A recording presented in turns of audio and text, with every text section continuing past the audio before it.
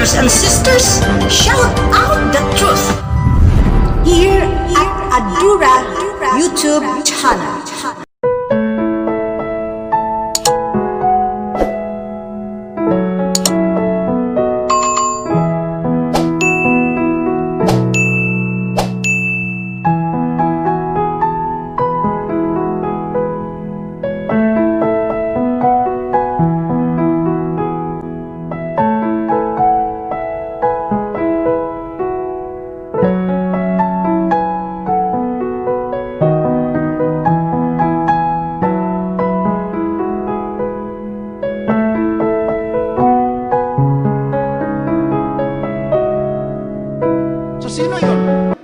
Sabi ng Katoliko, siya lang ang anak, only begotten son. Pero mababasa naman na mayroong mga kapatid, hindi kami lumalim sa theology. Dahil pagpalaliman namin, hindi makaintindi ang mga common Catholic. Doon lang kami sa itaas. Mabibinyagan ka agad. Tayo dito, mga malalim ng pinag-usapan natin. Hindi kami lumalalim, no? Maraming anak, clear na clear sa Biblia. Din ipagalit-galit mo ang mukha mo. Sabi ni Father Brother Noy, ibig sabihin para ma-convert namin ang mga tao, sundin namin yung mga pastor magpasigaw-sigaw. So Father, wag. Kailangan ang aura mo, tatay. You are the father of the parish. Dahil pag sundin mo ang aming aura, pasigaw-sigaw, aura yun ni Judas Iscariote. Bakit? Aura yun ni Judas. So,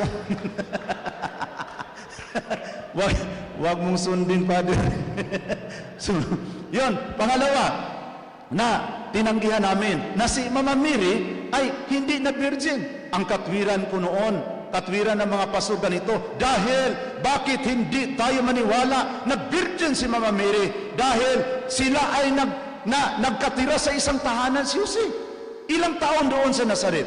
Anong masasabi ni Maria kung wala siyang gagawin? Walang gagawin si Jose sa kanya, nakatulog lang. So hindi tayo papayag na virgin ang mahal na Birhen Maria. Dahil linagay ko ang aking sarili na ako si Jose. Hindi ko mapigilan ang aking sarili. Lalaki ako. Ganyan. Ngayon, isang pastor sa Paranaque sinunod last month. Tayo siya. Na-dialogue kami. Wala lang debate, dialogue lang. Sabi niya, ang katwiran ko ng argument ko ng ginamit niya. Dahil linagay ko ang aking sarili na ako si Jose. Hindi ko mapigilan ang aking sarili. Hindi ako maniwala na Birhen si Maria. Sagot!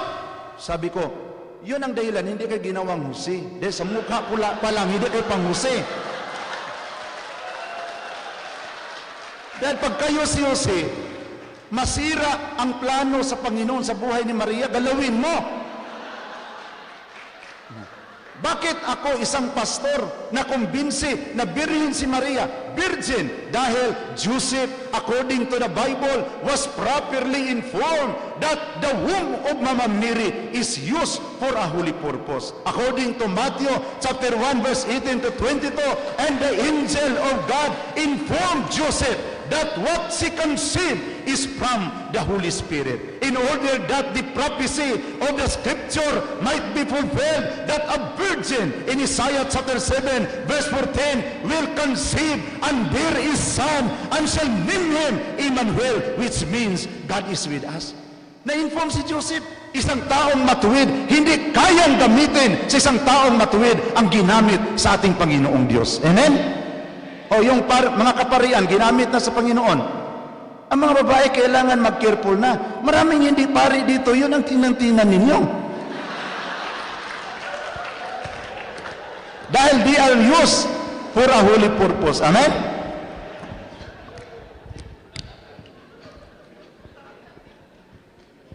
Tingnan ninyo yung mga babae na nakadagit ng mga pari. One of the most lonely woman in the world, dahil kinuha mo ang sa Panginoon. So kailangan, kung bata pa kayo, wag kayong magpunta-punta palagi sa kumbinto. Piliin natin yung mga medyo may edad na, no? Mga nandyan na sa senior citizen period para mailayo sa tukso. Joke lang ha, palakpakan natin ang Panginoon. Of course naman, as a pastor, wala ring plano dahil walang ibang sinisira. Ngunit isang panahon nagulat ako na sa aking pag-akay ng mga Katoliko, marami ring mamislead. Dahil ito ang nangyari ngayon sa Pilipinas eh. Paano? Kailan kami mga pastor papasok? Tandaan niyo ito ha. Pag mag-awayan na ang mga officer sa kapilya, pasok kami. Fertile ground yun. Fertile ground. Pag mag-awayan na ang mga parokyano at saka ang parish priest, padala kami kaagad ng church planting. Tatayo kami kaagad ng simbahan dahil na-discourage ang mga common Catholic, ang mga weak Catholic na tiningnan ang mga leaders sa parokya, nag-awayan ang mga kaparian at ang mga officers, ang parish pastoral council. That is a fertile ground of another faith. That's why ngayon, being warriors of our Lord Jesus Christ, we let us be careful of our movement. Baka ito magiging panahon, opportunity, para papasok ang mga bulaang propita at tangayin ang mga tupang binili sa dugo ng ating Panginoong Hesukristo. Amen? Kung ako sa aking sarili, no, tulad naming mga pastor, may born again, baptist, mga evangelical, magbangayan rin kami. Magbangayan rin kami. Sabi ko, pastor, wag na lang tayo magbangayan.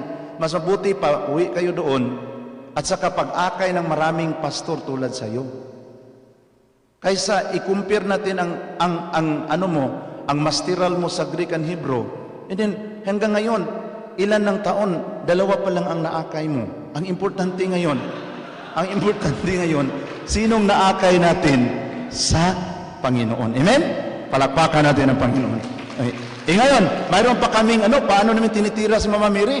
O tingnan nyo, sabi nila na inangkin ni Jesus si Maria na kanyang nanay. Actually, hindi. Tingnan mo sa Matthew chapter 12 verse 46 to 50. Memorize namin yun lahat. Yung mga verses na parang panira sa Katoliko, memorize namin lahat. Yung pabor sa Katoliko, hindi namin sinali pag-memorize.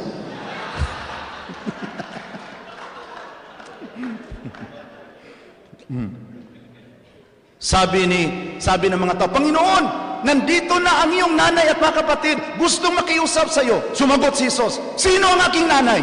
Sino ang aking kapatid? Sila na nakikinig sa mga salita ng Diyos at tumutupad nito. Tingnan mo mga kapatid, hindi nga inangkin ni Jesus eh. Inay niya si Mama Mary. Sumigaw pa si Jesus eh. Actually, depende lang yun kung pastor ang magbasa. Pero kung Katoliko, iba yun ang pagbasa eh. Sino ba ang aking inay? Sino ba ang aking kapatid? Sila na nakikinig at tumutupad sa salita ng ating Panginoong Diyos. Amen? Pero kung born again yun at sa Iglesia ni Cristo, sino ang aking inay? Sino ang aking kapatid?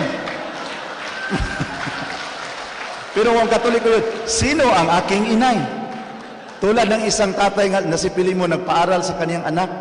Ngayon, malapit ng exam, nagpadala ng sulat si Tatay Pilimon, tay. Sinulat. Ngayon, wala nang eyeglass, hindi makabasa si Tatay Pilimon dahil walang eyeglass, pinabasa niya sa isang tambay. Ginanong pagbasa. Dear Tatay Pilimon, padalhin mo ako ng pira dahil hindi ako maka-exam kung walang pambayad sa tuition. Anak mo, Renato. Sabi ni Pilimon, dahil lang nakapag-aral na ng kolehiyo, sigaw-sigaw na. Nalungkot si Tatay Pilimon doon sa ilalim ng kahoy. Bigla na lang dumaan ang katikista. Sabi ng katikista, Tay, bakit malungkot kayo dyan? Sabi niya, itong anak ko, nakapag-aral lang ng kolehiyo. Grabe, sakit magsalita. Tay, ako daw magbasa sa sulat niya. Sabi niya, sige, ikaw Dear Tatay Pilimon, Tay, padalan mo na ako ng pira dahil pag hindi kayo magpadala, Tay, hindi ako maka-exam next week. Anak mo, Renato. Sabi ng Tatay Pilimon, yun ang mabait na anak.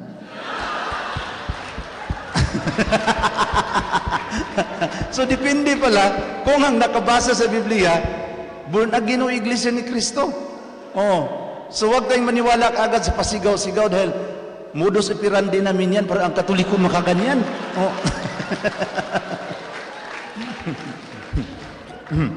Ngayon, yung nakita ko ang mga paratang namin sa kay Mama Mary, na ang aming argument, bakit nadaan pa kay Maria?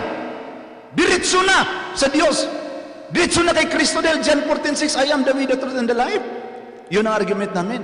Pero pumasok sa aking isip, mga kapatid, bakit si Jesus hindi nagdiritso pagpunta sa sanlibutan? Dumaan muna sa sinapupunan ng ating mahal na Birhen Maria. There is a significant. Kung ang Panginoon ay dumaan sa sinapupunan ni Mama Mary, kung dumaan muna siya sa kay Mama Mary bago magpunta sa atin, makatuwiran, nadadaan muna tayo sa nanay ng ating tagapagligtas bago tayo lalapit sa ating tagapagligtas, ang ating Panginoon Jesucristo.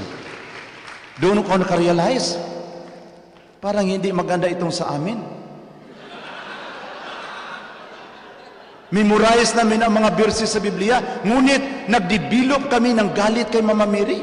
Sana yung na-realize ko noon, mga kapatid sa pastor, na dumami na ang kaalaman namin sa Biblia, mas lumalim ang pagrespeto sa babaeng nagmamahal at nag-aaruga ng ating Panginoon.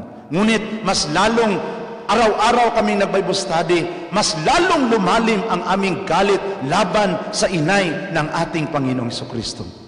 Kinukumpara ko, kung ito ang mga Katoliko, ito ang mga hindi Katoliko, mga born again, magsabi, ang Katoliko, 30% lang ang kaalaman sa Biblia. Ito mga born again, 95%. Ngunit, inaway nila at binastos ang aking nanay. Sinong pipiliin ko? Itong kunti lang ang nalaman, ngunit rinirespeto ang aking nanay, o itong maraming nalaman, bastos, binastos ang aking nanay. Ang pipiliin ko ang Katoliko, sila ang paunahin ko pagpasok sa langit dahil rinirespeto nila ang aking nanay at ginagalang ang babaeng nagmamahal at nag-aaruga sa akin. Doon ako nakarealize as a pastor. Ngunit I keep it in my heart because my tatay is also a debater. Pero alam niyo noon, makipagdebate kami pero makahiring kaming Catholic Faith Defender, hindi na kami magpunta. Then mag-usap-usap lang kami, wala na tayong makuha niyan. Catholic Faith Defender na yan, wasting money and time yun. Pabayaan na yan. Dito tayo sa mga bata na Katoliko. Dahil ang mga bata na Katoliko, kunti pa ang nalaman, madali pang makonvert. Pero itong mga Catholic Faith Defender, isang buwan, marami na nalaman, hindi pa makonvert, naubos ang oras sa kapira mo, pabayaan mo na yun sila dyan. Dito tayo sa mga estudyante. That's why estudyante ang focus namin. Ngunit mga kapatid, nakita ko na ang role ni Mama Mary, the Mother of God. Bakit Diyos? Doon ko nakarealize. Yung tinanong ako ni Father Domingo topic sa Pardo, paano mo yan naintindihan? Na siya ay nanay ng Diyos dahil ang lumabas sa kanyang sinapupunan Diyos. Ang pinanganak niya Diyos, Emmanuel. Kung ang lumabas sa kanyang sinapupunan, nagiging kapitan, inay siya ng kapitan. Ang lumabas ng kanyang sinapupunan, Diyos, inay ng Diyos. Amen? Now, yung nakita ko yan, sa aking pagmuni-muni, nakita ko ay discovered in the Bible, biblically speaking, na Mama Mary has participated in the plan of salvation. Sa amin, wala. Si Mama Mary, walang kwenta, walang halaga. Yung tiningnan ko ang nakasulat sa Biblia, na he was informed, and the angel Gabriel in Luke chapter 1 verse 26 greeted Mama Mary, "Hail favored one, the Lord is with you." And Mary was greatly troubled at what was heard and pondered what sort of greetings this might be. But the angel said to him, "Do not be afraid, Mary, for you have found favor with God. Behold, you will conceive and bear a son, and he shall be named Jesus, and the Lord God will give him the throne of David his father, and his kingdom there will be no end." Doon ko nakita na si Mama Mary pala ay ang kaniyang role napakalaki sa Biblia. Pero kaming mga pastor, we skip always Luke chapter 1. Doon ko na-discover na ang ganda sa simbahang Katoliko, hindi lang may Diyos Ama na nagmamahal sa atin, mayroon pa ring nanay na nagmamahal sa atin in the person of the Blessed Virgin Mary. Kami walang nanay. Hinahanap pa namin ang nanay namin. Tinitiwalag na namin ang ibang nanay. Tinitiwalag na. Hinahanap pa namin ang aming nanay. Hanggang ngayon, hindi pa namin nakita. Dahil sa simbahan, hindi pwede walang nanay. And I realized, in my prayer before accepting the baptism of the Catholic Church, na ang unang inay na si Eve abandon her responsibility as a mother of all the living. Ngunit ibinigay ng Panginoon si Mama Mary na magiging nanay sa ating lahat dahil hindi man natin maintindihan ang pag-ibig ng Diyos kung walang nanay na nag-aaruga sa atin. Amen? Kaming mga born again, walang nanay, walang mama. Doon na lang kami sa auntie na lang kami lumapit dahil walang mama. Kumplito ang Katoliko, doon ko nakita. So, yung pagtingin ko sa encounter ni Elizabeth at sa kanyang Mama Mary, yung sabi ng Biblia, and when Elizabeth heard Mama Mary's greetings, the infant in her womb leaped for joy, and Elizabeth was filled with the Holy Spirit. Elizabeth shouted, "Blessed you among women, and blessed is the fruit of thy womb. Why is it allowed to me that the mother of my Lord will visit me? Because when I hear the sound of your greetings, the infant in my womb leap for joy. Blessed are you, Mary, who believed that what was spoken to you by the Lord would be fulfilled." And Mama Mary answered, "My soul glorifies the Lord, and my spirit rejoices in God my Savior, for He has mindful of me, the humble state of His servant. Behold, from now on, all generation will call me blessed."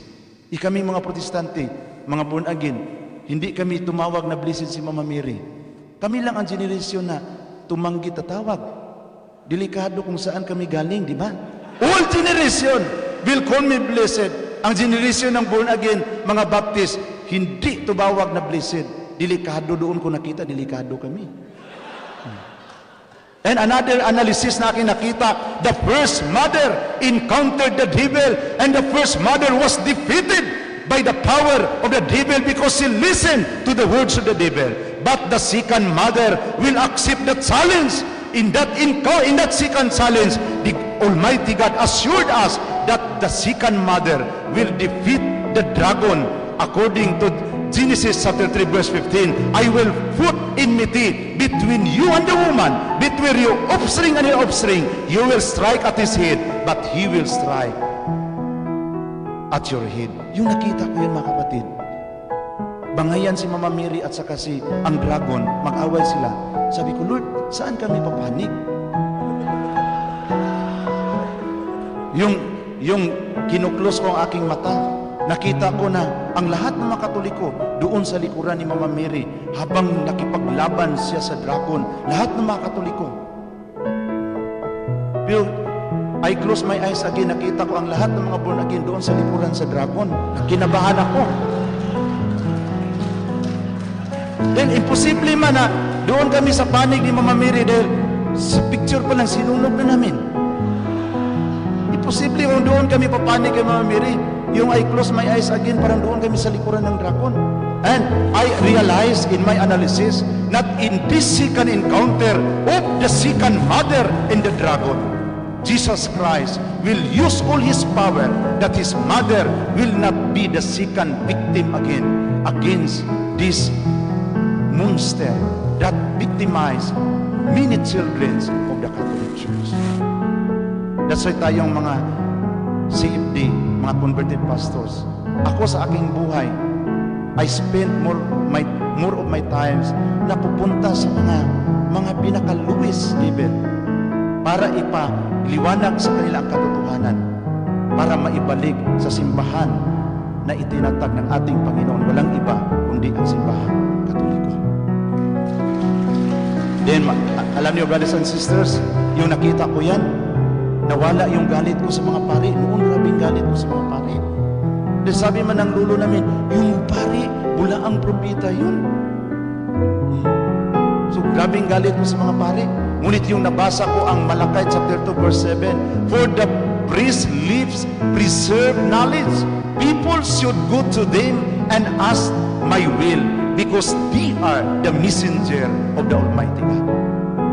Ang tungkulin sa mga kaparian, ang pagtuturo sa tamang kaalaman sa Diyos, ang mga tao ay kailangan doon lalapit sa kanila dahil sila ang sugo sa makapangyarihang Diyos. Sinong sugo na tinutukoy? Hindi si Brother Felix Manalo, kundi ang kaparian.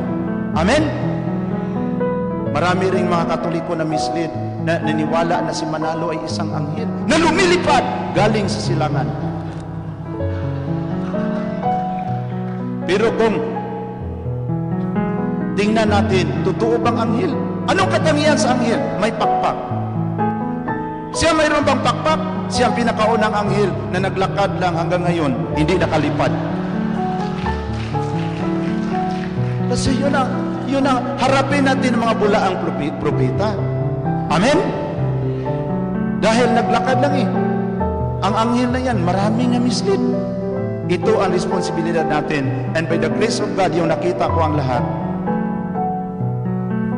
kahit na founder ako sa isang born again group, may pira na ako, madali man lang maghanap ng pira kung mayroon kayong relihiyon na itin na tayo. Dahil ang mga American, madali mag-trust, no? Maniwala basta mayroon kayong legal identity. So, may pira na sana. Yung mga kasama ko, yung pastor, mga classmate, may mga sasakyan na, may mga school na tayo. Ngunit ako ngayon, dahil ako lang ang nagiging Katoliko sa aming mga classmate, naglakad pa rin, pero walang problema sa akin. Ang importante, naririto na sa loob, sa simbahang itinatag ng ating Panginoon. At kami mga converted pastor, ay palaging tumitingin sa inyong mga apologies. Na habang ako ay nanalangin sa Panginoon, praying for you always, na kayo ay protektahan ng Panginoon. Bakit galit Satanas sa inyo? Maraming Katoliko hindi natuloy pagka-born again dahil sa inyo eh. That's why kayo, hinahabol kayo dahil sa mga apologetic seminar ninyo. So ngayon, hinahabol kayo ni Satanas, anong gawin? Alam na natin kung anong gawin ni Satanas. Kung kami naman ng mga pastor noon, mayroon kaming quorum. Saan ang nagkagulo ngayon na parokya? Saan ngayon ang kapilya nagkagulo? Saan yung pari na isyo? Doon kami kaagad papasok. That's why sa atin ngayon, sa ating mga tagapagtanggol, tagapagdipinsan simbahang Katoliko, mamahalin natin ang ating mga kasamang tagapagtanggol. Kahit na hindi sila tulad sa pag-iisip natin, ang importante na natili sila sa simbahang itinatag ng ating Panginoon. Amen? Kahit na tulad sa akin, mayroong isang pastor mag-convert, hindi kami magka-agree sa isang point.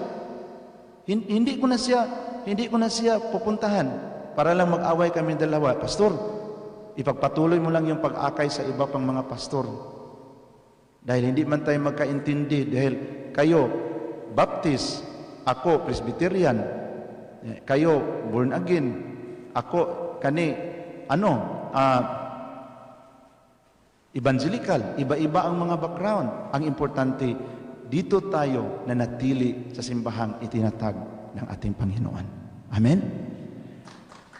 Ipanalangin natin.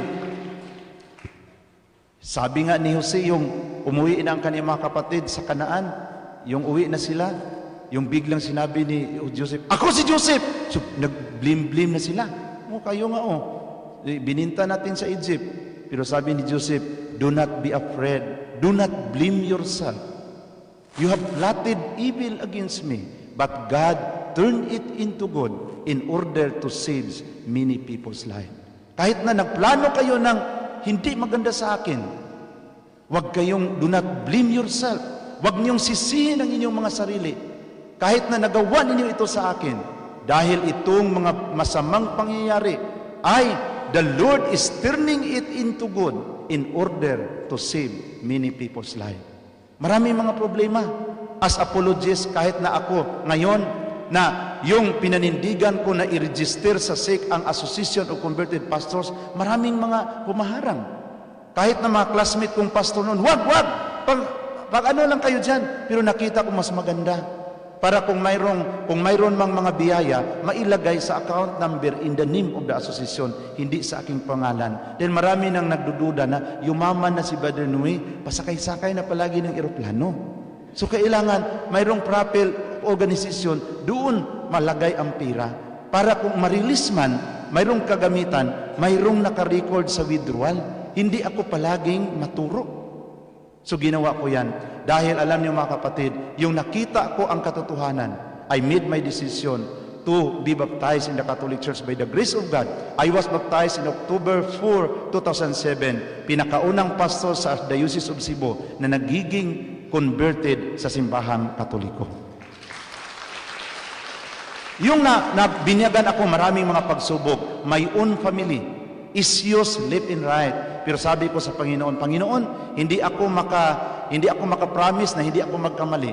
Ngunit i-promise ko sa iyo na kahit magkamali ako, hindi na rin ako tatalikod sa simbahang Katoliko, ang simbahang itinayo mo. Binigay sa Panginoon ang kaloob na makapunta ako sa Hulilan. Nakapunta ako sa Hulilan. Nakita ko doon na mismo sa bahay ni Mama Mary ni Jesus sa Nazaret, Katolikong simbahan ang nakatayo. Pagpunta ko sa bahay ni San Pedro sa Capernaum, Katolikong simbahan. Sabi ng aking makasamang pastor, hindi, the church is the assembly of the believer. Mali yun dyan, hindi building. Sabi ko, anong ibig mong sabihin? Yung simbahan mo na hindi nakatayo dito, yun ang i-recommend mo? So, hindi, the church is not a building, but the church build a building kung saan sila magtitipon-tipon. Sabi nga ng lolo ko, hindi Katoliko, mali ang Katoliko. Pagpunta ko, na-brainwash ako sa aking lolo. Pagpunta ko doon, Katoliko pala. Sa bahay ni Peter, sa bahay ni Mama Mary sa Nazaret. Sabi ko, Lord, patawarin mo ang lolo ko dahil hindi man siya nakapunta sa Hulilan. Hindi nga nakapunta ng Boracay, sa Hulilan pa ba? So of course mga kapatid, yung pag-uwi ko sa Pilipinas, dala-dala ko ang mga picture doon sa bahay ni St. Peter, sa bahay ni Mama Mary, ang aking tatay. Hindi ako maniwala na si Maria, inay ng Diyos. Sabi ko, tay, pag ipagpatuloy mo yung pagsunog sa mga larawan ni Mama Mary, tay, ang masaktan si Jesus. Wala yun sa Biblia. Siya, of course naman. Hindi man yung kailangan ilagay sa Biblia yung panununog mo.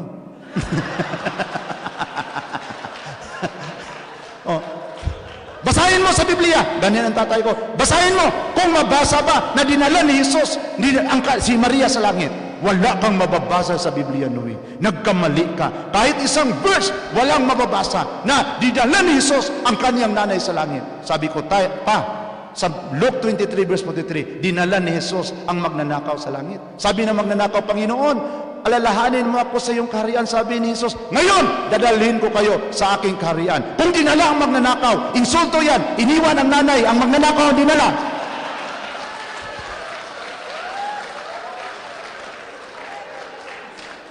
Imagine, ang magnanakaw dinala, ang nanay iniwan. Kung si Jesus may capacity, if Jesus has the capacity to bring the thief into heaven, there is no reason that Jesus has no capacity to bring his mother into paradise. That is a great insult. Hindi na kailangan basahin pa sa Biblia pa. Sabi, na ganyan aking papa. Ang nanay mo mag-collapse. Dalhin mo sa ospital, hindi. O born again ka na. Magsabi na, wag mo na. Basahin mo na natin sa Biblia kung dalhin ba natin si mama sa Biblia. Na, sorry gidma dahil wala sa Biblia, oh.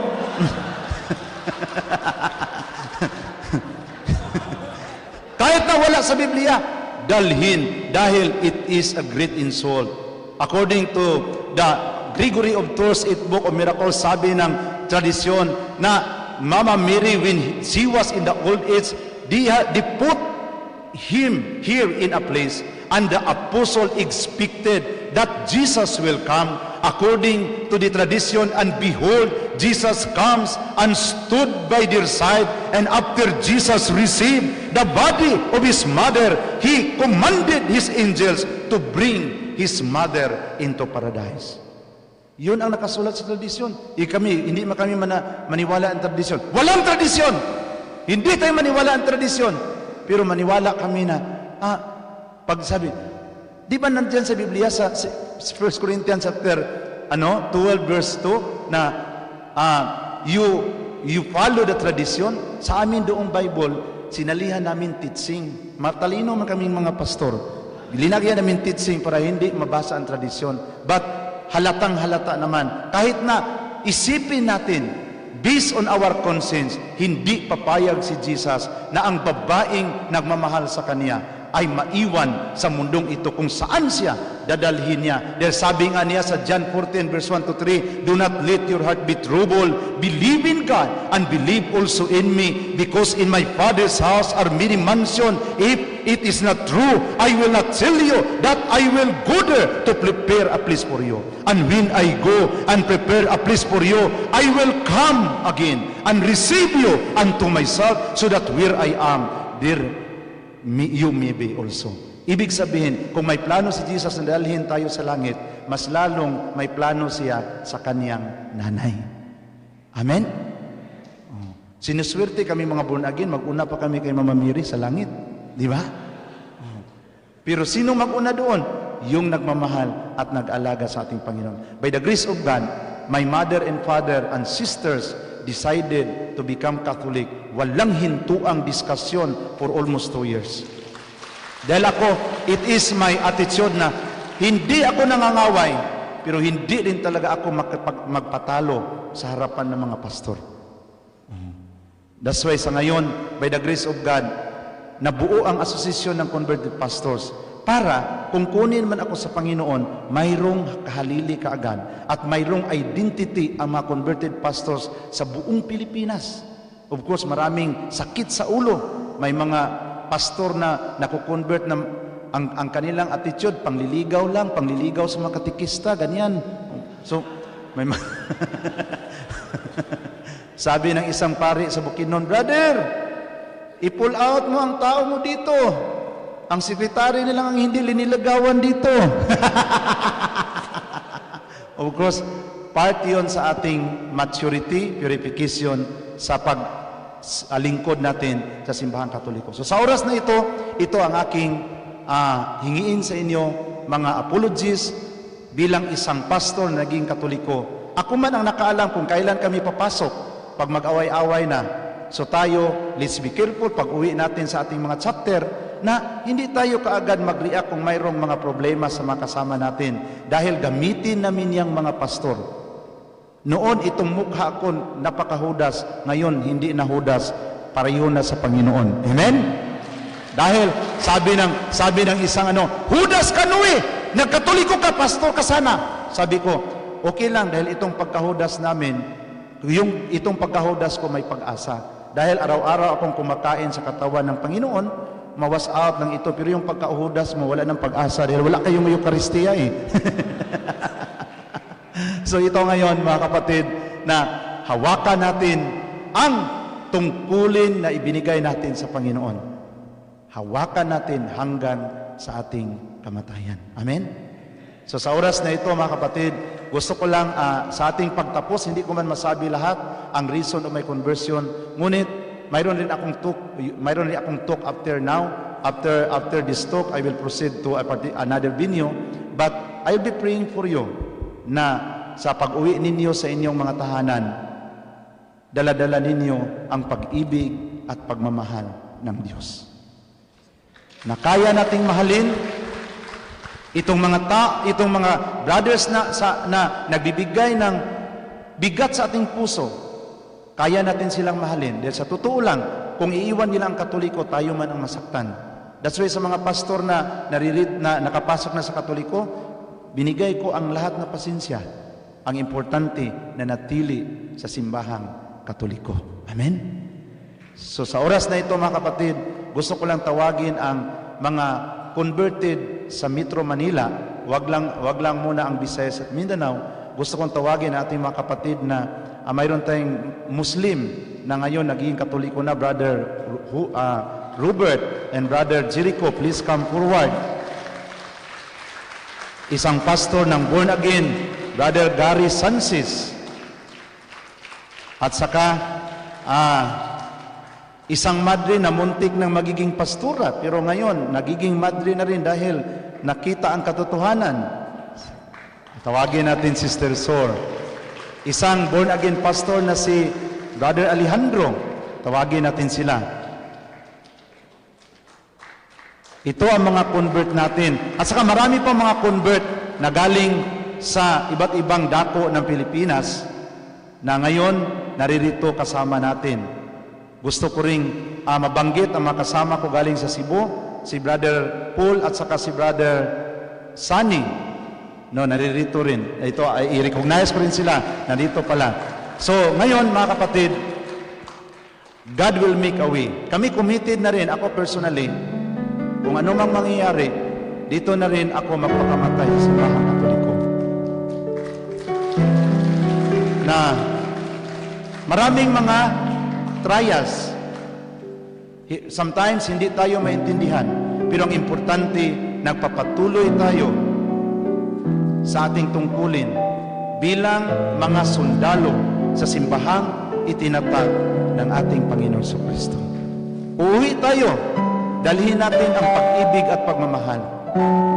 Ang ating mga isip at puso nagiging kumplito sa katalinuhan at kaalaman. Ngayon, kumplituhin natin ito. Dahil sabi ni Apostol Pablo na walang halaga kahit narito sa akin ang lahat na kaalaman. Kung walang pag-ibig, wala itong kabuluhan sa mata ng Diyos. So uwi tayo, last day ngayon, my prayer for you na ingatan kayo sa ating Panginoong Diyos. Alam ko na maraming nagalit sa atin. Ako, I'm always threatened. Kahit na sa comments ko lang sa Marawi, nagiging malaking usapan sa Facebook. Sabi nila, na-hostage na si Father Suganov, mga madre. Sabi ko, wala bang born again na sali pagka-hostage? Mayroon rin nag-comments na, una silang tumakbo, brother. Sabi ng sunod na comments, makita ka namin, brother, patayin ka namin ba? Comments lang sa Marawi, nagtanong lang nga o mayroon bang born again na sali pagka-hostage? Wala. Ang Katoliko ang victims of persecution. Matthew chapter 24 verse 9, dadalhin kayo sa mga hukuman, papatayin kayo dahil sa aking pangalan. Handa tayong harap kung anong mangyari sa ating buhay, sa ating papagkibaka, sa ating pagdipin sa simbahang Katoliko. Wala na tayong ibang iniisip. Kung mamamatay man tayo dahil sa ating panindigan sa katotohanan, tanggapin natin. Ito ang pinakamahalagang alay sa ating Panginoong Diyos. So sa oras na ito, mga kapatid, let us pray together. I'll ask you to close your eyes. Panginoon, salamat sa iyong magandang kalooban. As we make the sign of the cross, in the name of the Father, and of the Son, and of the Holy Spirit, we recognize you, Almighty God. Nakatayo ako sa harapan sa iyong mga anak para hingiin sa kanila na manindigan hanggang sa katapusan ng aming paghinga. Panginoon, maawa ka sa iyong mga anak na sa kanilang pag-uwi, dala-dala nila ang pag-ibig at pagmamahal. Kahit na hindi magkapariha ang aming mga pag-iisip sa aming mga kasamang tagapagtanggol, ngunit mahal namin sila, Panginoon. Turuan mo kami na mag-focus kami sa mga nawalang mga tupa. Uwi kami, puntahan namin ang mga tupa na inaakay sa mga bulaang propeta. Harapin namin ang mga bulaang propeta, Panginoon, upang ang mga tupa na naligaw ay may pabalik sa iyong kawan. Sabi mo nga ng John chapter 10 verse 16 na mayroon akong ibang tupa na wala sa kawan na ito. Darating ang araw na sila ay magiging isa na lang ang kawan at isa na lang ang pastor. Ito ang aming hinahangad, Panginoon. Kahit na kaming mga converted pastors na naririto ngayon, palagi naming pinapanalangin ang mga Catholic faith defenders sa buong Pilipinas. Alam namin na ang pinakaunang galit sa amin, si Satanas. Dahil ginamit mo ang iyong mga anak para paglabanan at panindigan ang katotohanan na tanggap namin mula sa iyo.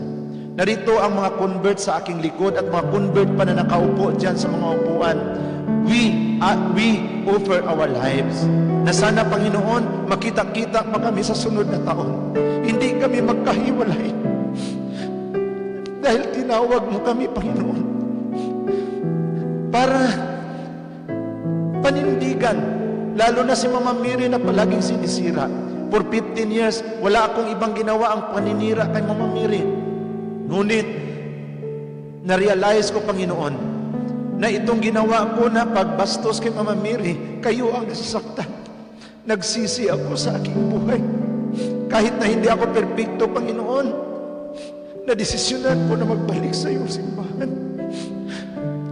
At sana, Panginoon, hindi lang kaming mga pastor ang naririto, ang maakay pabalik sa iyong simbahan, kundi hipuin mo pa ang marami pang mga pastor na galit sa iyong simbahan, na sila rin ay makabalik sa simbahang itinatag mo. Hindi ito namin magagawa, ngunit walang imposible sa iyo. Sabi nga ni Angel Gabriel, for in God nothing is impossible. Sa Panginoon, sa mga problema na hinaharap namin ngayon, tulungan mo kami na hindi namin isipin na ang mga kasama namin sila ang nagpabigat. Alam namin na ang real naming kaaway, ang totoo naming kalaban, si Satanas at ang mga demonyo na nagmotivate sa mga bulaang propita para magbiktima sa mga tupa na nandyan sa iyong kawan. Uuwi kami, Panginoon, na nagkaroon ng bagong lakas at sigla sa aming puso upang ipagpatuloy ang misyon na binigay mo sa amin. Kahit na ako, Panginoon, galing sa Cebu, pumunta sa Manila, kahit na walang tahanan, pumunta ako para mapuntahan ang aking makilalang mga pastor. Hanggang ngayon, I survived for almost 4 years na kinalimutan ko na ang aking sarili para lang may pagpatuloy ang misyon na ibinigay mo sa akin at sa iba pang mga convert sa buong Pilipinas. Kayo, Panginoon, ang hanap ng paraan na may pagpatuloy namin ang pagkakaisa at pagmamahalan. Ito, Panginoon, ang pinaka-importante. At alam namin na kayo, Mama Mary, nasaktan kayo kung kami ang mag-away-away dahil kami ang iyong mga anak. Paano man ang aming kaalaman kung hindi kami magkaintindihan? Gusto naming matuwa ka, aming ina, na sana ang iyong pagmamahal bilang ina ay sumusubaybay sa amin, sa mga pastor na mga convert sa buong Pilipinas. At this point, I want to sing this song, God Will Make a Way. Kahit na sa mga mabigat na hinaharap natin, God will make a way. God will make a way where there seems to be no way. He works in ways we cannot see. He will make a way for me. He will be my God. Hold me closely to His side. With love and strength for His name, He will make a way. He will make a way. Mama Mary, tingnan mo ang iyong mga anak. Kami ay sa iyo. Kami ay iyong mga anak. Ikaw ang aming ina.